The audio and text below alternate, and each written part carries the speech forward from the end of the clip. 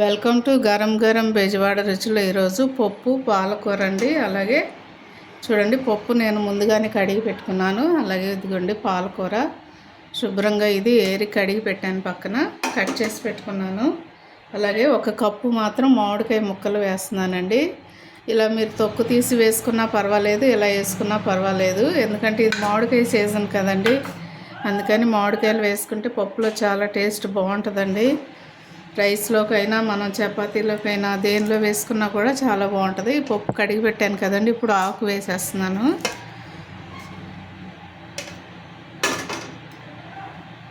దీని మీద మామిడికాయ ముక్కలు వేసేస్తున్నానండి.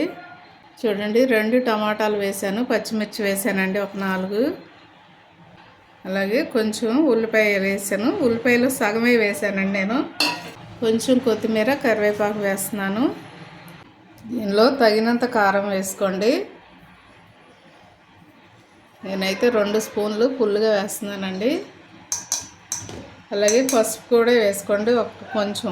ఇదిగో చూడండి, స్పూన్కి తక్కువగానే వేసాను. ఇప్పుడు మిగిలింది వేస్తున్నానండి. ఆకు కింద అక్కడ సగమే వేసాను కదా పాలకూర. ఇప్పుడు దీనిపైన మిగిలినది కొంచెం ఉంచుకోండి, ఎందుకంటే మనం విజిల్ పెట్టినప్పుడు కారం పైకి లేవకుండా ఉంటుంది.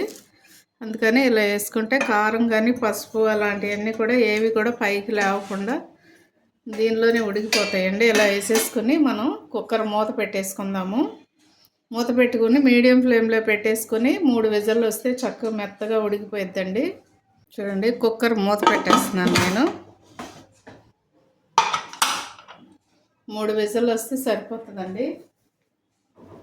మీడియంలోనే పెట్టుకోండి, స్టవ్ మాత్రం ఫుల్ పెట్టొద్దండి. ఫుల్ పెడితే ఏమైందంటే విజిల్ వచ్చేస్తాయి కానీ పప్పు ఉడకదు లోపల. అందుకని మీడియంలో పెట్టుకొని 3 విజిల్లు వచ్చేంతవరకు అలాగే ఉడకనిద్దామండి.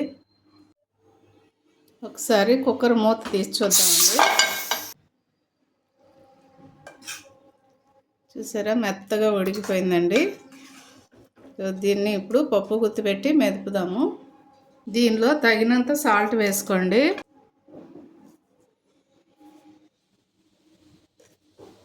చూడండి, ఇలాంటిది మెదిపేది ఉంటే దీన్ని పెట్టి చక్కగా మెత్తగా మెదిపేసేయండి. ఎందుకంటే ఎక్కడ కూడా మామిడికాయ ముక్క కూడా నలిగిపోవాలండి, అలా మెదిపేసుకోవాలి. ఒకవేళ మీ దగ్గర మామిడికాయ లేదనుకోండి, చింతపండు అయినా వేసుకోవచ్చండి. చూడండి, ఇలా మెత్తగా మెదిపేసిన తర్వాత మనం ఇప్పుడు పక్కన పెట్టేసుకొని దీన్ని తాలింపు చేసుకుందామండి. ఇలా మెత్తగా అయిపోయిన తర్వాత పక్కన పెట్టేసుకుందాం. చూడండి, ఇప్పుడు పప్పు ఆకుకూరకి మనం తాలింపు చేస్తున్నానండి నేను. తగినంత ఆయిల్ వేసుకోండి. ఆయిల్ హీట్ ఎక్కిన తర్వాత కొంచెం ఎండుమిర్చి వేసుకోండి, 2 వేసుకుంటే సరిపోయిద్దండి. దాంట్లోనే కొంచెం జీలకర్ర వేసుకోండి. జీలకర్ర వేస్తున్నాను.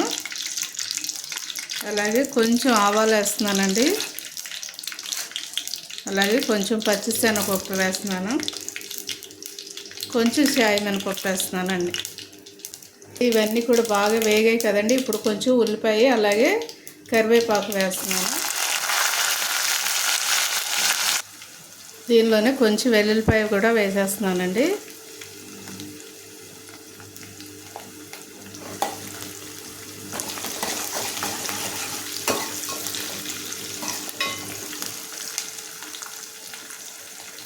చూడండి, తాలింపు చక్కగా వేగిపోయింది కదండి. దీనిలో నేను పప్పు వేసేస్తున్నాను.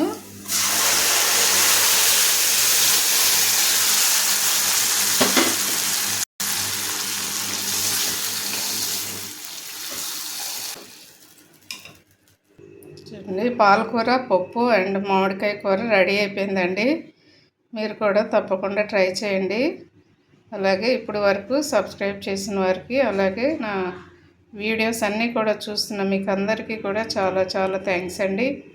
ఇంకా కూడా సబ్స్క్రైబ్ చేయని వారంటే సబ్స్క్రైబ్ చేయండి, షేర్ చేయండి, లైక్ చేయండి. Thank you.